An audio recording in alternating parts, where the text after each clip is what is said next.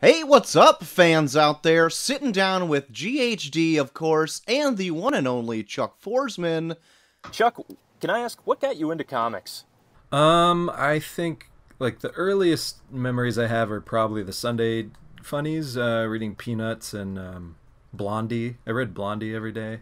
I loved Blondie, and Garfield and all that stuff. And then when I was I think around 10 years old, my older brother Toby started collecting like X-Men. Like this is like 91 when Jim Lee's X-Men 1 hit. So he started getting into that sort of wave of stuff, and then Image, and then he kind of gave it up after a year, and I inherited the collection and kept it going. And I just I got sucked into it and never really left it. Yeah, so I was like into all that Image stuff, like Rob Liefeld and Spawn and Savage Dragon, and then as I got older, I got into alternative comics like Eight Ball and Hate by Peter Bagg. I guess I did kind of fall out of it for few years, but in my early 20s, I decided I wanted to make comics. I sort of hit this point in my life where I was comfortable with that decision, and and so I applied for this school, the Center for Cartoon Studies, which is a small 2-year program in Vermont. And I miraculously got in and went through the program, and I've been making my own comics since then. So it's been about 10 years since I graduated. But that's the short version. So if you're starting with like the Sunday funnies, and then it kind of branches off into superheroes, and then eventually more of the indie stuff, what was it that sparked kind of the darker tone of your own work? I don't know. I think it's just what I'm interested in. I'm really influenced by movies too. I watch a lot of movies. So like Slasher is like, I always call that my Brian De Palma comic book, because I love his run of stuff from the late 70s, early 80s, like Dressed to Kill and The Fury and all those ones in there. But yeah, and The End of the Fucking World is kind of influenced by Terrence Malick's Badlands.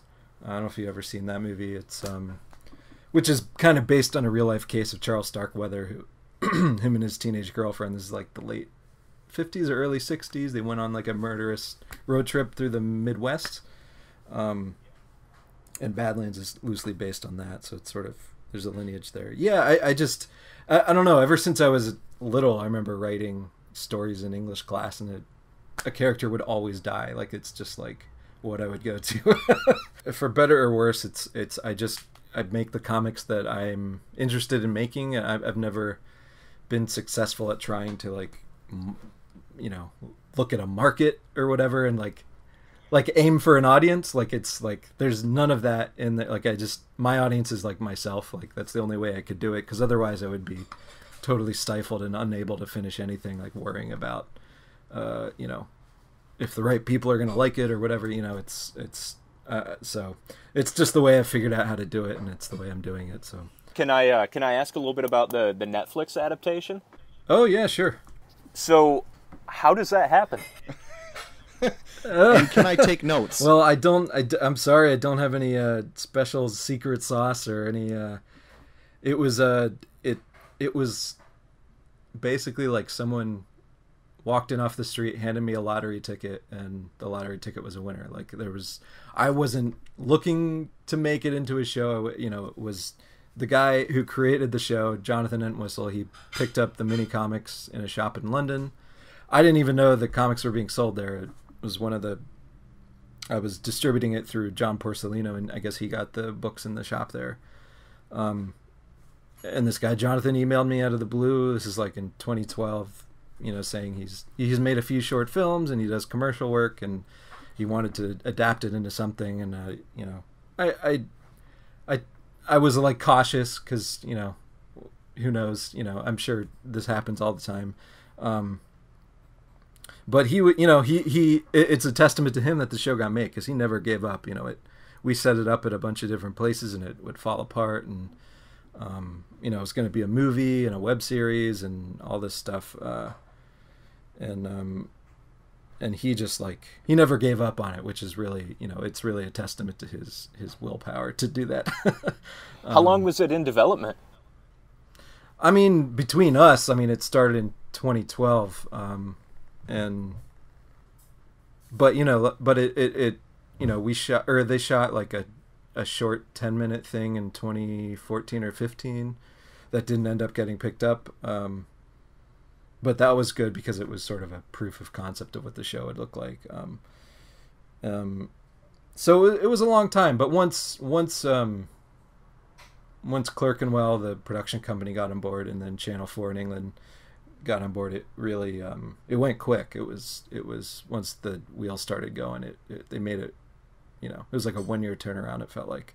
And all of a sudden I was in England watching, they flew me over for a week of filming, and I got to watch that from the back and from behind the camera, and it was insane. Yeah, it's got to be a surreal experience there. It is. It made my whole body shake. It was very strange. I was going to ask you, what was the decision to make the characters British in the adaptation, but I guess that answers it. It was a British gentleman that stumbled on the comic. Yeah. I mean, to be fair, I think he originally wanted to shoot it in the States because it is a very American book, but I think that kind of helped it get made. I think a lot of the production company and Channel 4, they were very interested in sort of taking this American road trip type story and what that would look like in Britain. So I think it made it stand out from a lot of the TV they make over there. So I think that was sort of that ended up being a good thing in the end. And I love British TV, so I was like super into it. I watch a lot of that stuff, so I was very happy. And the fact that it became a miniseries is mind-blowing as well, because on first read, it's not a huge book. You're like, okay, I guess that could be a movie, but the fact that it got that time to kind of really flesh out and tell the story the way it was meant to be told, and also have a definitive end on it too, fantastic. Yeah, I was the one thing I didn't expect is that the episodes were they're like 20-25 minutes each, and I was like, oh, that's kind of short. That's kind of weird. Like, I was a little worried at first, but then I realized quickly that it kind of follows that same quick pacing as the book, because the book's, it's 10-page chapters, on the dot throughout the thing, and it's a pretty quick read, and it kind of gave that same sort of feeling. It was it's a quick watch. It's only as long as like a movie, it's like 2.5 hours long, but I like how they did that, how they broke it up and serialized it that way. I thought it was pretty cool. Yeah, I knocked out your book in one sitting while I was at the Wisconsin Dells water park with my kids. So strange vacation, but it didn't take a whole lot of time to get through it, and it was a blast. I really liked it. I remember telling Troy, God, this is what's missing right now from what I'm reading, because it's just so different. And then cool. I immediately went and picked up Slasher, and Troy grabbed Revenger. Nice. Then we each kind of dug into those. And awesome. Yeah, I'm sorry, everyone. Yeah, but so far, I'm into a few issues into your first Revenger run, and it is just completely refreshing on the monotony of just reading a superhero comic. Even though yours is a hero story, it's real life scary shit that you talk about just in the first few issues, and it's I'd like to see those people get freaking chopped up or whatever. Get revengered. Yeah, totally get revengered. Yeah. Yeah, I can't help it. Revenger was supposed to be my fun, pulpy, ode to 80s comic books, and but it still got really dark very quickly. I don't know. It's okay, Chuck. Quit apologizing. I got a Warriors type of vibe, or an Escape from New York. Am I way off on that, Troy? No, yeah. I mean, Escape from New York, definitely. I mean, I love John Carpenter, and I think one of my main influences was this movie, Ms. 45. Have you guys ever seen Ms. 45? It's directed by Abel Ferrara. He did Bad Lieutenant. Have you seen Bad Lieutenant with Harvey Keitel? Nick Cage Bad Lieutenant? or the well, Harvey? he made the Keitel? first one, and then they made that sequel with Nick Cage years later. But he made this movie in the 70s with Abel Ferrara, and it's just this woman she's mute, and she has this attack happen to her. It's a basic revenge movie where she finds a gun and starts killing people. So it's sort of in the vein of that kind of thing. But John Carpenter was definitely a big influence for the feeling I was going with. I was probably listening to all his soundtracks while I drew those books. That's what I need to do now. Just go back and reread it with like a synth Casio. Yeah. So I kind of want to get back to where like you decided to take the leap to actually just do comics, because that's kind of daunting, right? It's like kind of like a wishy-washy profession to get into, and you're like, yeah, let's just do it. Because yeah, so like, I mean, going a little bit back, like I dropped out of high school, and I wasn't like a super bad kid. I just kind of stopped going, and then they decided I wasn't enrolled anymore. And my mom wasn't happy, but I got my GED and then moved out of the house very quickly, because I always had this. I just wanted to grow up so fast when I was a teenager, and just like get on with it, and be free, in a certain sense. So like I started pretty early working. I worked at pizza shops and movie theaters, and spent like 5 or 6 years being a working stiff, and until I decided that I think what happened is my brain matured, and I was like, oh, I'm ready to learn from other people now. I can accept the knowledge, whereas before I thought I knew everything already. So I dabbled and went to like community college for a little bit, and I was like, algebra started to make sense all of a sudden, and I was just eating it all up. I'm still waiting for that moment, actually. Yeah. So it was like kind of it was just like, I think I just needed to mature a little bit, and then I fell back in love with comics around that time, and I hadn't really been drawing for years, but I kind of realized that I wanted to do something creative. I played music, and I dabbled in movies and stuff, but comics I just kept coming back to it. I think because it was so solitary, and I didn't need anyone's permission to do it, and it's very cheap to make. It's a very you can be a hermit and do this thing. You don't need fancy tools or anything. But I could never like finish anything. I didn't have like the motivation or the self-drive to really push through and do it myself. So that's where getting accepted to the Center for Cartoon Studies like really changed my life, because it was it was sort of comic book boot camp in a sense. It was I had to pump out pages every week. There was an assignment every week. I had to make a mini comic and share it with the class and have people critique it. And I'm just being pumped with all this knowledge, learning about design and writing and printing, and learning how to screen print, just like the whole gamut. The school is very focused. They're very focused on you being more of an auteur and less of being like a cog, like just being a penciler or just being an inker. It's all about learning the whole process and being able to just tell a story from beginning to end, and envisioning what the book would look like and all that stuff. So I came out of that with a very, I really attached to the self-publishing thing pretty big. It just came really naturally to me. So I still do it. Like I said, the book I'm doing right now, I'm still self-publishing it chapter by chapter, because it just, I like that immediacy, and I like that I don't need to wait for someone to say go. I can just do it. And I think I also have a thing where I'm afraid to stop, because I'm afraid I won't get going again.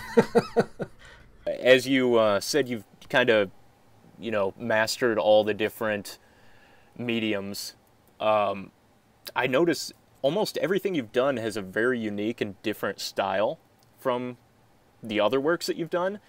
I'm assuming that's intentionally, and it's based on whatever project you're working on, but is it kind of something that you're doing to keep yourself on your toes as you're going, or is it more just what fits the book? It's the thing. it's another thing about me. I've sort of accepted that that's how I'm gonna be. I used to like really, when I was in school, I used to get really down and like I was frustrated that I didn't have a style. And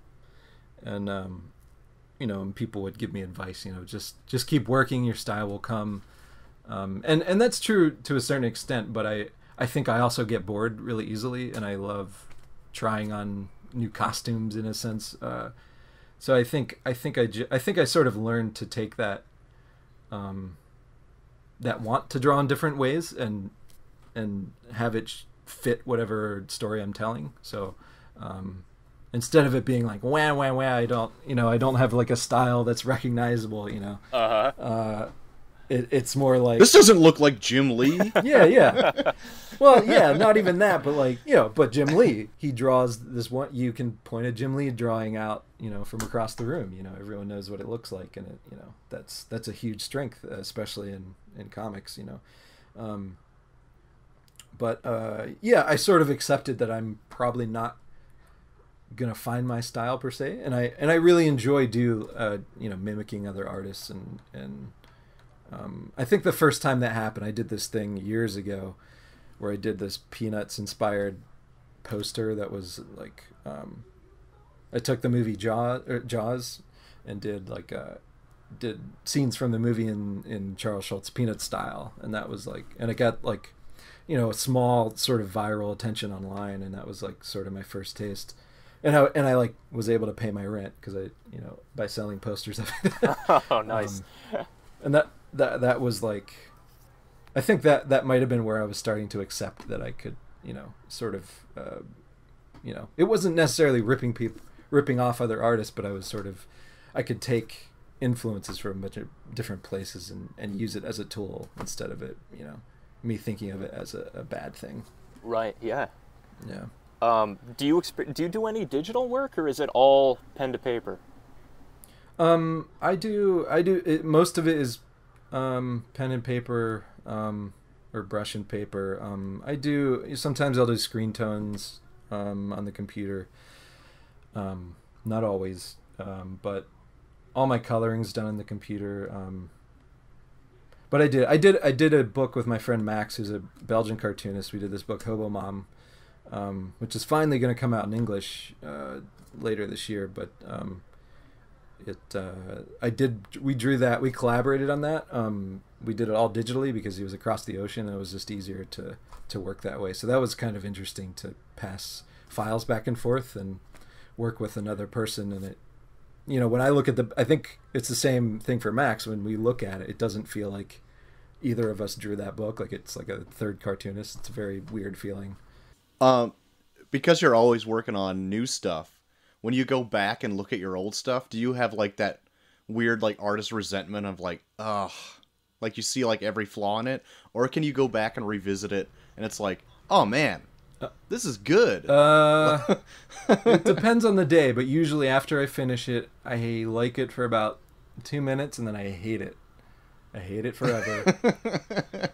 I think I finally come around to the end of the fucking world. Like I looked at it a few months ago.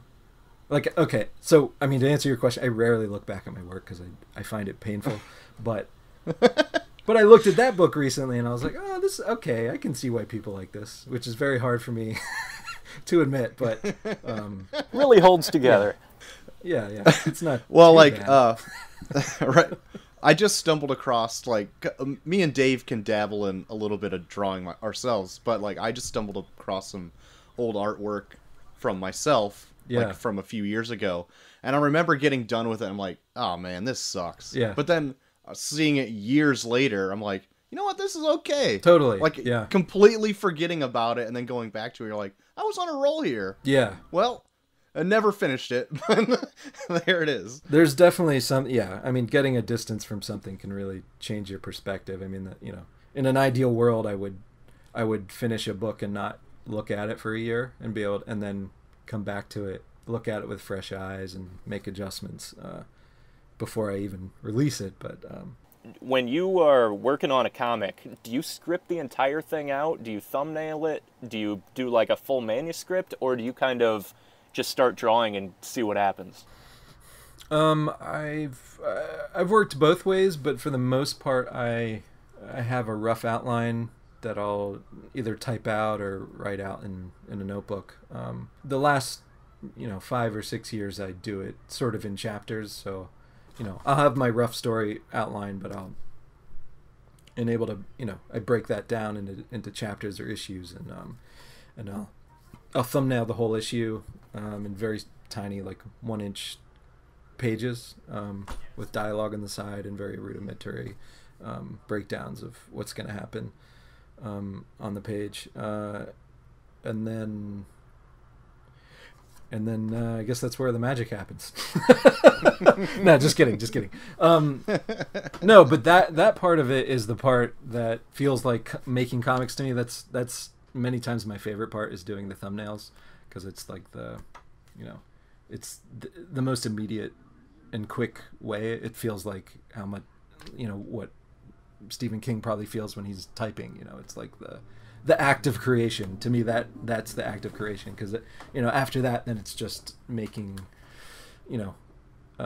making the pages, which you've already sort of created. But within that, I allow myself a lot of latitude, so things change constantly. I keep things pretty open-ended, because I feel like I wouldn't be able to make it to the end of a book if I was just following a very rigid map. So I enjoy letting the characters will sometimes take the story places that I didn't expect. So I kind of enjoy leaving it a little loosey goosey. But yeah, and I probably work faster than I would like to. I'd like to slow down and take more time, but I'm kind of impatient. So here's one more, and this one is not meant to sound judgmental or creepy, but how much of your writing comes from real life inspiration? Because all of the characters and the situations, they seem very realistic, and the characters behave normally in a way that isn't completely unplausible. But there's horrible things that happen around every turn. No, yeah. I mean, it's not, my life is not like these books. It's not. Thank God, Chuck. I mean,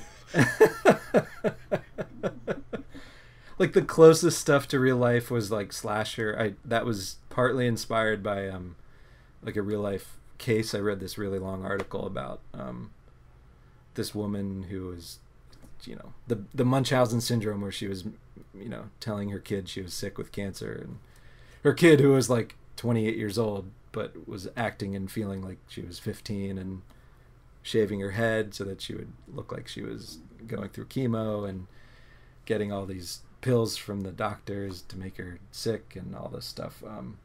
So that sort of like started Slasher, and then it kind of turned into something else. But no, I don't know where it's. I think I just try and put myself in these situations and imagine how this character would react. A lot of it is, I use dialogue and narration for in a lot of my stories. So to me, it's almost like putting on a character's costume and writing in that voice, like how that person would be thinking in their mind. That's kind of how I sort of do it, and how I kind of get into that mode for writing as other people, or imagining what it's like. No, I mean, people have come up to me at like conventions very concerned in my life, and but I'm pretty normal and boring. So the mark of a good writer, then. Yes. Yeah. I haven't murdered anybody. Great. If anyone wanted to find you, Chuck, where would they seek you out? You can go to charlesforsman.com, and I'm on Twitter and Instagram under that same name. So, Chuck, thanks a lot for spending some time with us tonight. Dave, thanks for razzing me about my internet connection. Both of you guys are stand-up guys. Join us next time for another Imperius Rex interview.